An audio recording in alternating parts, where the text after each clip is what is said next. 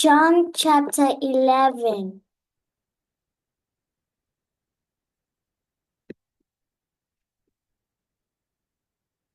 Now a man named Lazarus was sick.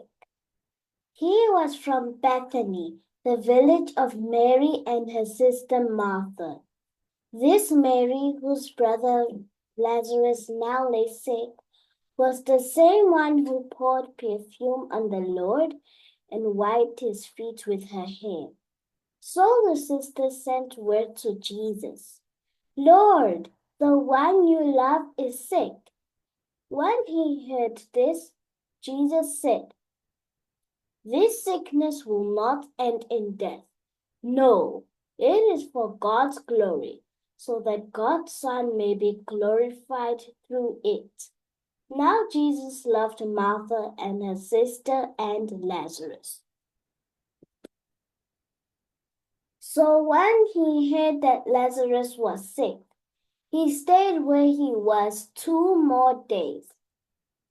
And then he said to his disciples, "Let us go back to Judea."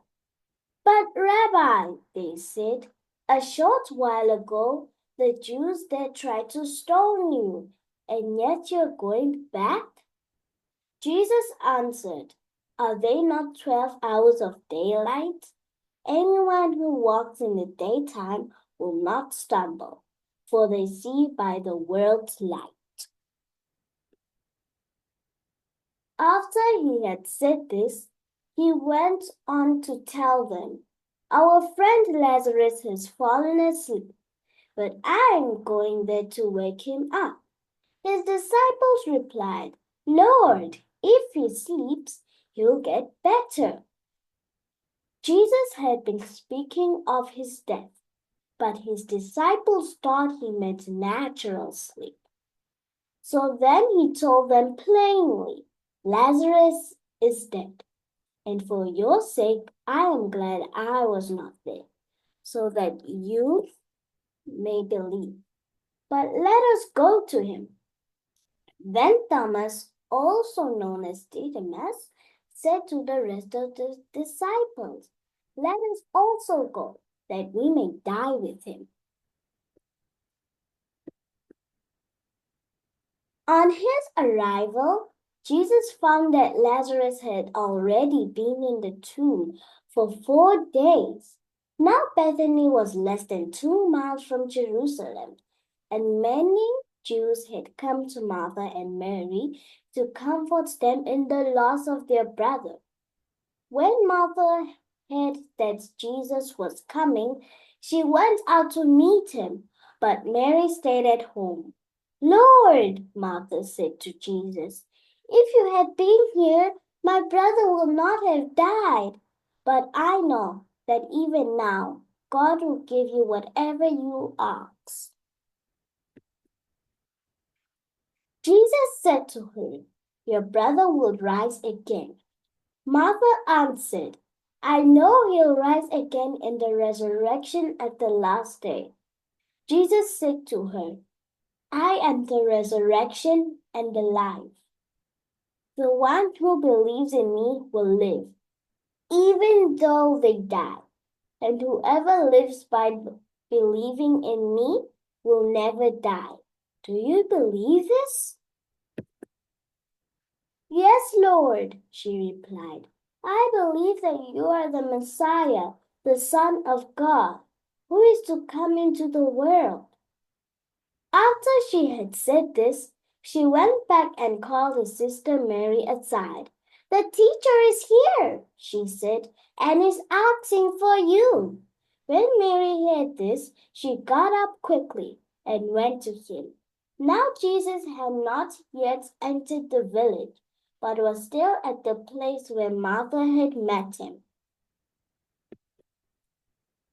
When the Jews who had been with Mary in the house comforting her noticed how quickly she got up and went out, they followed her, supposing she was going to the tomb to mourn there. When Mary reached the place where Jesus was and saw him, she fell at his feet and said, "Lord, If he had been here, my brother would not have died. When Jesus saw her weeping, and the Jews who had come along with her also weeping, he was deeply moved in spirit and troubled. Where have you laid him? He asked. Come and see, Lord, they replied. Jesus wept. Then the Jews said, See how he loved him? But some of them said, Could not he who opened the eyes of the blind man have kept this man from dying?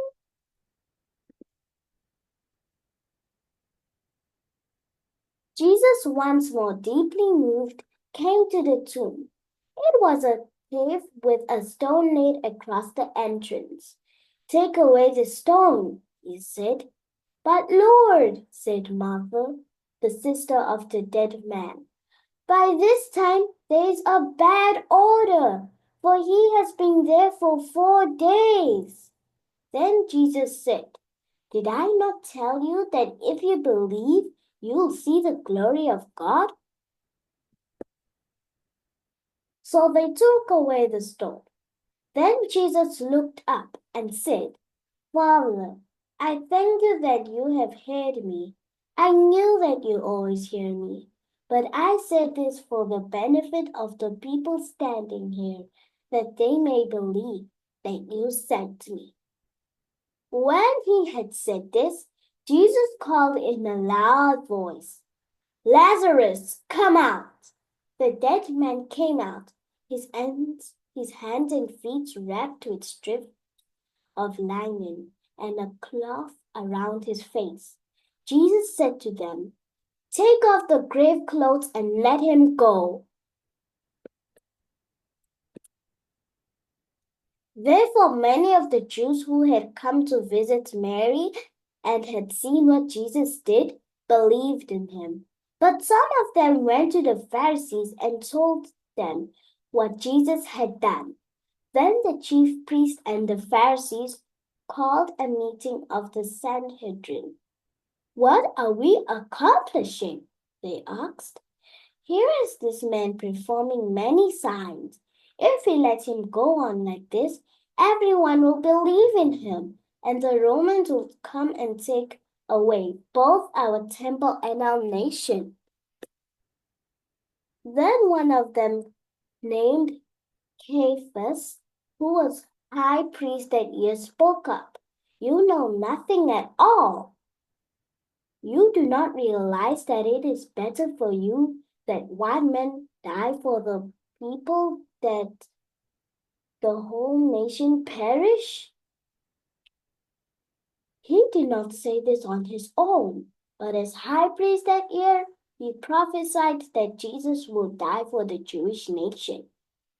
And not only for that nation, but also for the scattered children of God, to bring them together and make them one. So from that day on, they plotted to take his life. Therefore, Jesus no longer moved about publicly, but among the people of Judea.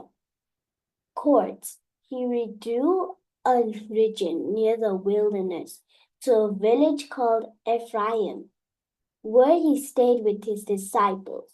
When it was almost time for the Jewish Passover, many went up from the country to Jerusalem for their ceremonial cleansing before the Passover. They kept looking for Jesus, and as they stood in the temple courts, they asked one another, What do you think? Isn't he coming to the festival at all? But the chief priests and the Pharisees had given orders that anyone who found out where Jesus was should report it, so that they might arrest him.